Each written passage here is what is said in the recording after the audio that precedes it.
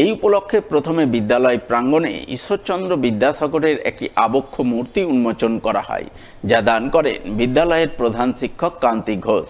মূর্তি উন্মোচনের পর স্থানীয় পঞ্চায়েত সমিতির সদস্য সঞ্জয় কুমার দাস বিদ্যালয়ে কম্পিউটার শিক্ষার জন্য একটি কম্পিউটার প্রদান করেন।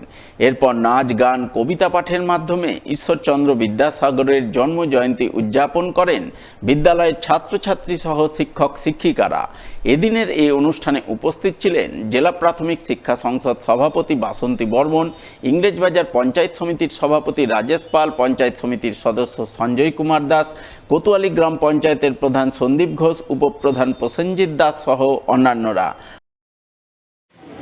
আজকে আমাদের এই জোত প্রাইমারি স্কুলে আজকে বিদ্যাসাগরের জন্মতিথিতে বিদ্যাসাগরের মূর্তি উন্মোচন করা হলো এবং আমি এজ এ পঞ্চায়েত সমিতির মেম্বার হিসাবে আজকে এই স্কুলে একটা কম্পিউটার ডোনেট করলাম, যাতে ভবিষ্যতে ছোট ছোট শিশুরা কম্পিউটার শিক্ষায় পারদর্শী হয়ে উঠতে পারে। আমার 2026-এ আমি রিটায়ারমেন্ট করব, সেই উপলক্ষে জীবনের স্মৃতি হিসাবে আমি একটা বিদ্যাসাগর মূর্তি দান করব, যাতে আমার দেখে সবাই যেন অন্য স্কুলে করতে পারে এবং ভবিষ্যতে চাইবো আমার দেখে দেখে করুক এবং স্কুলে উন্নতি হোক এবং মহাপুরুষের সবাই ছবি এভাবে স্কুলে প্রতিষ্ঠা করুক।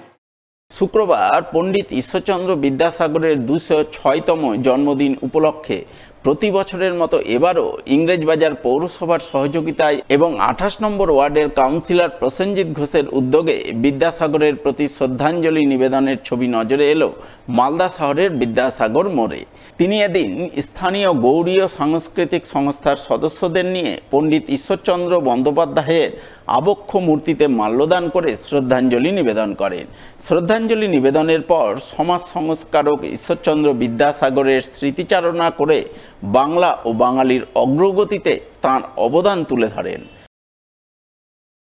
আমাদের বাঙালি জাতির মেরুদণ্ড ঈশ্বরচন্দ্র বিদ্যাসাগর মহাশয় 206তম আবির্ভাব দিবস, সেই উপলক্ষে আমাদের প্রত্যেক বছরই ইংরেজবাজার পৌরসভার পক্ষ থেকে এবং আমাদের 28 নম্বর ওয়ার্ডের স্থানীয় গৌড়ীয় সাংস্কৃতিক সংস্থা, দীর্ঘদিনের একটি সাংস্কৃতিক চর্চা কেন্দ্র, তাদের উদ্যোগে প্রত্যেক বছর আমাদের স্থানীয় আইটিআই মোড়ে যে বিদ্যাসাগর মহাশয়ের মূর্তি আছে সেখানে মাল্যদান করা হয় এবং মাল্যদান করে আজকে ফেলিসিটেট করা হয় এবং প্রত্যেক বছর সন্ধ্যাবেলা গৌড়ীয় সাংস্কৃতিক সংস্থার পক্ষ থেকে একটি কালচারাল অনুষ্ঠানের আয়োজন করা হয়। এই বছরও তার ব্যাপী হয়নি, এবছরও